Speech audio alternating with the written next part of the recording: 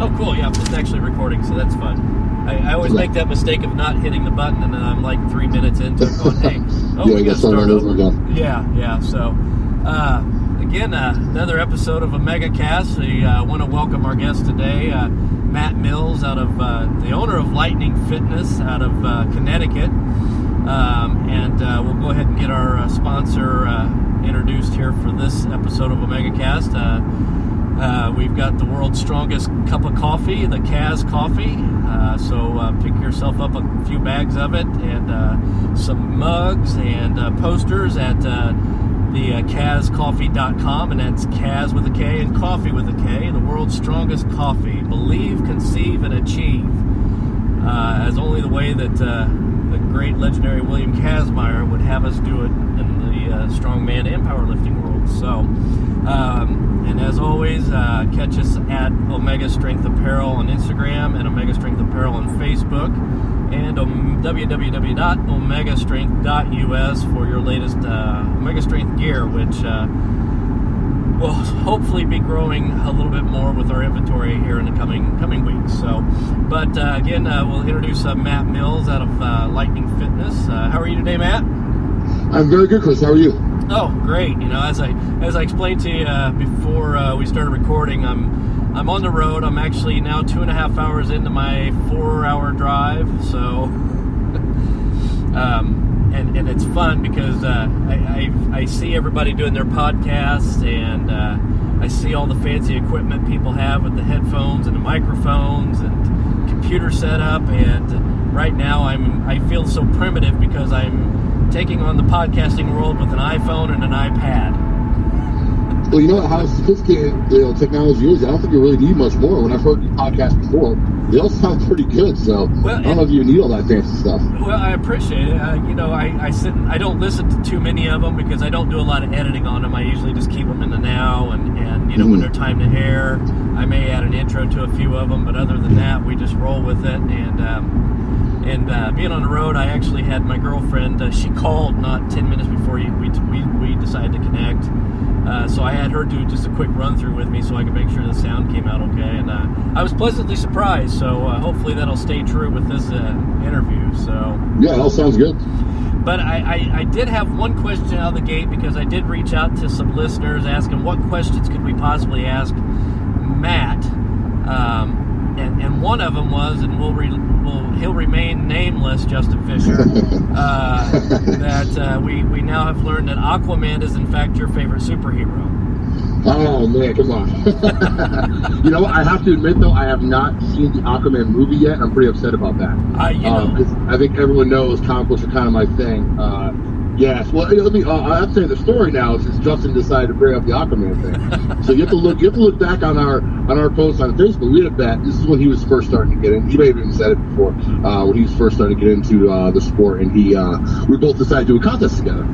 Okay. And you know, and the bet was if I were to lose to him, I had to wear a Robin T-shirt. Now I think most people know I'm a huge Batman fan. Right. Yeah. You know, so he's like, all right, you lose, you gotta wear a Robin shirt. I'm like, oh man, I am not gonna wear a Robin shirt. so if he lost, he had to wear an Aquaman shirt. So I ended up having like probably one of the best contests of my life that day, and won the show. So he had to wear the Aquaman shirt. We don't let him live that one down. But yeah, I couldn't even imagine if I had lost and had to wear Robin. But yes, so yeah, I definitely go see the Aquaman movie. But now, unfortunately, it's Batman that is my favorite. Well, that's cool because I kick myself because I love the superhero. I love the comics. I love the superhero movies. And I have yet to see the Aquaman, and my 15-year-old daughter and I kind of bicker back and forth because she's like, well, Dad, DC just sucks. Marvel blows them away. It's like, okay, that may be true on the cinematic scale, but and when right before Aquaman released, I said, kiddo, this is going to be probably DC's best superhero movie. And I really enjoyed The Man of Steel. I love Man of Steel. Yeah. When people say that was a bad movie, I totally love that. That's what I was like. Are we watching the same movie here? Because I thoroughly enjoyed it, and but it is what it is. And I want to go see Aquaman. when Deadpool 2 came out this summer, she was like, "Oh, Dad, we gotta go see Deadpool." And it's really awkward when you're taking your 15-year-old daughter to see Deadpool. Yeah, well, you know what? The second one wasn't, didn't have as much sexual content, but that first one. Oh wow! Yeah. I don't know if you saw that with your daughter. That would be awkward. I had a guy at my gym, and he didn't know any better. He saw the superhero movie. His daughter's like 7. Right. And he's like, yeah, I'm gonna bring her to go see Deadpool. This is the first one. And I was like, yeah, that movie's rated R for a reason. I don't think you want to see it. I'd already seen it, and I was like, the part where she's using a strap on him, and I'm like, yeah, you want to explain to your 7-year-old daughter what's going on with that movie? Right. Yeah. Yeah. Good luck with that. Yeah. Well, and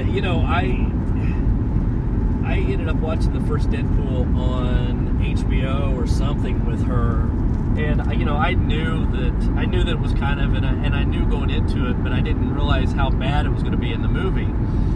And I'm sitting there with these uncomfortable moments, and she's like, Sorry. Dad, yeah, and she goes, Dad, I've watched Game of Thrones, I'm fine. So yeah, there's a lot in that. I'll tell you some awkward moments. It's pretty funny. So, did you ever see Wolf of Wall Street? I have not seen that. No. Well, anyway, it's a good movie. It's a funny movie, but there's a lot of sex in there, drugs and stuff. So, one of the members of my gym was like, "Hey, you should really watch Wolf of Wall Street. It's a really funny, good movie." I'm like, "Oh, okay." So we're on vacation. Me and my wife are on vacation with her parents. We're in Florida, just looking for something to do, and we're gonna watch a movie. And I was like, "Oh, hey, I heard Wolf of Wall Street. It's a good movie. Why don't we watch that?" We're like, "Oh, okay." So we put it on. Opening scene is the main character, Leonardo DiCaprio, snorting cocaine off a stripper's ass. Oh, nice. Yeah. And I'm with her mom and her dad, and they're like, "You picked this movie?" I was like, "Oh, I didn't know it was going to be like this." So then it increasingly gets worse and worse, and there's nudity and all kinds of stuff. My wife is like, "Okay, that's it. We're stopping the movie. We're going somewhere else." So we had to leave, and her father ended up watching the whole movie, was laughing and everything. And I was like, "Oh my god, that was so uncomfortable." For her parents, they still blame me. I'm like, "I didn't know. Someone told me it was a good movie. They didn't warn me." Yeah, they didn't warn you. Yeah, well, when it comes down to things like that, it's all left to interpretation. And I was brought up in a very liberal household when it came to that kind of stuff. I grew up listening to the Cheech and Chong album. And watching horror movies, so I guess I'm desensitized, and when I'm sitting there with my daughter at some points and she's telling me she's watching Game of Thrones, I'm like, oh, okay. Wow. Yeah, I mean, it was 15, and I hate to say, you probably seen it all at that point, or heard it all at least. Yeah. Nothing even too much of a shocker for him. Right, yeah, and I'd sit back going, man, what was I watching at 15? Oh, yeah, never mind. I was watching Faces of Death, So. Yes, oh, man, I watched that too when I was a kid. I should not have been seeing that. Oh, I know, and now you can't. I think about that now, yeah. Yeah, you can't unsee it now, especially as we get older and we realize mortality, But, that led me to another question that we had from one of our listeners, Justin. But you just answered that. Who is in fact stronger? So you hear that, Justin, because you didn't make Matt wear the Robin t-shirt and you had to wear Aquaman. That now makes Matt, by default, stronger than you, no matter what. Well, we do have to have a rematch. That was, how long ago was that? 2 years ago, maybe 2 or 3. But we do have to have a rematch at some point. So I'm doing the Arnold in 5 weeks, and then after that, he'll have to pick a show to do again sometimes. He's training for powerlifting competition now. Yeah. Which we talked to him into doing, because it's funny. A lot of the strongmen are thinking the powerlifters, powerlifting the strongmen. And we have a pretty funny dynamic in my gym. We have like two, I don't want to say size. We have like sections of the gym where one side has the monoliths and the kilo plates and everything you need for powerlifting. Right. And then the other side is basically everything you possibly need for strongman. And it's kind of like a separation of people in there, so it's kind of funny how that works. So hang on one second, Chris. No problem. Hang on one second. Okay.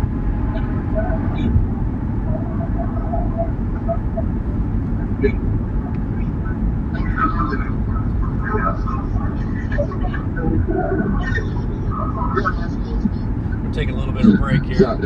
Hey, no, sorry about that. No, you're fine. When I was talking. So, okay, anyway, all set now. Were they asking you if they could wear outside shoes? Yeah, well, you know what? This is where, like today, the fire marshal had to come by here and inspect the place. Oh, yeah. And he walks right in, is snow on the ground, tracks the snow through the whole friggin' gym. Right. Like, oh, yeah, I can't yell at the guy. The fire marshal probably give you a penalty for like 5 things and make you pay $1,000. So I'm like, okay, I gotta mop up his shoes later. But yeah, so you see my gym rules.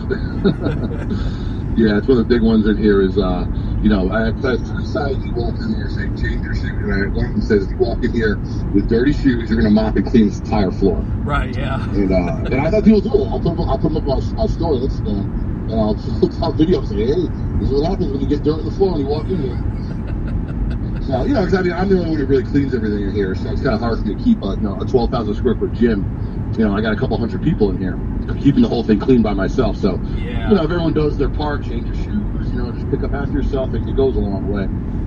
It does, and you know, I think that, you know, we struggle with that at my local Strongman gym at Strict Depot is getting members to understand that if you want us to be able to have nice things, you got to take care of the stuff. It's not a commercial gym. You know, There's a lot of money that you as an owner has to fork out that really, like, you know, I see Justin post all the time about how great of equipment that you have, and that, you know, if the gym needs something, you're really actually kind of excited to go out and get it. But yeah, when I say we have everything, like we literally have everything. Every event there is a Strongman, I have made a point that we have everything. So you know, our members who are getting ready for certain shows, like we have, you know, the big thing now is like, you know, Strongman Club is, you know, Bardos has all his equipment. Yeah. We have this. We have a couple stainless steels. We have his axle, the dead steel, you know, all that stuff. So, you know, and I do it for myself too. Don't get me wrong. I do it to take care of my members. I want that too. But, you know, because I still compete a lot, and I want that stuff for myself too. So that's kind of what had me start the whole gym in the first place. Was when I started getting into powerlifting and strongman, I just wanted a place where I could have everything I could need, and, you know, because the commercial gyms just don't even want people like that deadlifting a lot of weight and making noise and all that stuff. So, you know, I wanted a place that I could train, do what I want, have the equipment I wanted. And I just hope there were more people like me that wanted the same thing. So, you know, it took some time, and it, you know, came around. Because now the pretty much the whole gym is all powerlifting and strongman. Yeah. And you know, we have your average person here just want to look better, feel better, lose weight, that kind of stuff. But it's mainly all competitors, which is very cool that it's turned into that. Well, when you started out in this endeavor, I mean, did you have an intention to have a gym with everything for people to come in and train, or not at all? That's actually kind of a funny story. So, I went to school for exercise science, strength conditioning. As I was getting my master's, my plan was to work for teams, be a strength coach for college, maybe the pros, because really that's all you can do with that degree. Right. You know, I didn't want to just be a personal trainer at a gym, but, you know, but I was working at a gym as a personal trainer, as you know, just working as I was getting my master's. Yeah. And I was speaking with the strength coaches at UConn. I work with the athletes there, and some of the head strength conditioning coaches I would talk to. And they were all like, yeah, you know, it takes a lot of time. I'm on the road a lot. We're working like 10 hours a day. And, you know, the one thing that really stuck out to me was they said they only got like maybe an hour a day to train. That, you know, when the athletes weren't there, it was kind of a rush. You just do a couple little things, and that was it. And right there was like, oh, that's not for me. Yeah. And it's you know, it's not that I'm selfish and I don't want to work with everybody. Because I do. I love training people. I love helping people. But if I can't train myself and have that outlet, I'm not going to be a nice person to be around. You know, like I think a lot of us kind of use this as that outlet to let that aggression out, and, you know, it just kind of keeps me sane. So that right there, I was like, ooh, I don't know if this is for me. There's no way I can train for like 30, 40 minutes a day and that's it. Like, I take this pretty seriously. Yeah. So, my manager at the gym I worked at LA Fitness, just, you know, one-on-one personal training. The manager there threw me the idea of opening our own studio together. And I was kind of like, yeah, I don't know, it's a lot of risk. You know, and he's like, oh, we'll make so much money. You know, the people that you have here, we'll bring them over. And, you know, it should be, he always would say, oh, we're going to hand over fist cash. Crazy. And I'm like, oh, okay. Yeah. Little did I know at the time. So I'm like, oh, okay. You know, I was like, I think I was like 23 at the time, or 22 when I was just in school. And I was like, okay. So you were young enough to believe it. We take the risk. And I remember I put $1,000 into it, and he put $1,000 into it. And we just got a really crappy squat rack from Dick's Sporting Goods. He got a job there just for a discount. Right. So we had a decent plan. He worked there for a discount. So we got a really crappy squat rack, some dumbbells, and some med balls. And that's it. We had a little tiny place. It was about 650 square feet. Right. You know, about this. It's funny. It's like a little bigger than my office I'm sitting in right now. Now that I'm looking around, it's kind of funny. And And we stayed there for a year, and the members that I trained at LA Fitness, they came over, not all of them, but some of them came over with me. And that's how we got the ball rolling and got it started. And after that first year, we moved to a slightly bigger place, and just slowly, and very, very, very